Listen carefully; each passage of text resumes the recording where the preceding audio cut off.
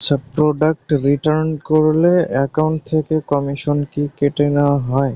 Please কেউ জেনে থাকলে বলবেন। আচ্ছা, প্রোডাক্ট রিটার্ন করলে অ্যাকাউন্ট থেকে টাকা কেটে নেয় কিনা? প্রোডাক্ট হচ্ছে যখন ডেলিভারি হয় তখন হচ্ছে একটা নির্দিষ্ট টাইম থাকে, সেই টাইমের ভিতরে হচ্ছে রিটার্ন করা সম্ভব। যেমন ধরুন এই প্রোডাক্টটা যদি হচ্ছে কাস্টমার রিটার্ন করতে চায়, এদের সাইডে রিটার্ন করুন অপশন আছে, এখানে ক্লিক করলে তখন হচ্ছে রিটার্নের যে সিস্টেমটা সেগুলো হচ্ছে দেখতে পারবেন।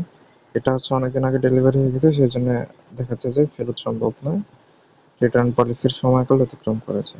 আচ্ছা ঠিক আছে, এটা হচ্ছে যদি রিটার্ন করে দেওয়া হয় তখন হচ্ছে আপনি যে লাভে হচ্ছে প্রোডাক্টটা কাস্টমার কাছে সেল করছেন সেই কমিশনের টাকাটা আপনি পেয়ে যাবেন, ঠিক আছে। দেন হচ্ছে প্রোডাক্ট যে রিটার্ন করবেন ওই রিফান্ড, কাস্টমার যে টাকাটা দিয়ে আর কি প্রোডাক্ট রিসিভ করছে ওই টাকাটা হচ্ছে আপনি রিফান্ড পেয়ে যাবেন।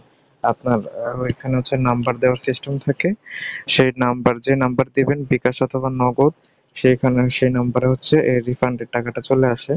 দেন হচ্ছে আপনার রিফান্ডের টাকা আর হচ্ছে আপনার যে লাভটা করেছিলেন প্রোডাক্টটা সেল করার সময়, মানে কমিশনের টাকা, দুইটা মিলে একসাথে হচ্ছে কাস্টমারকে পাঠিয়ে দেবেন।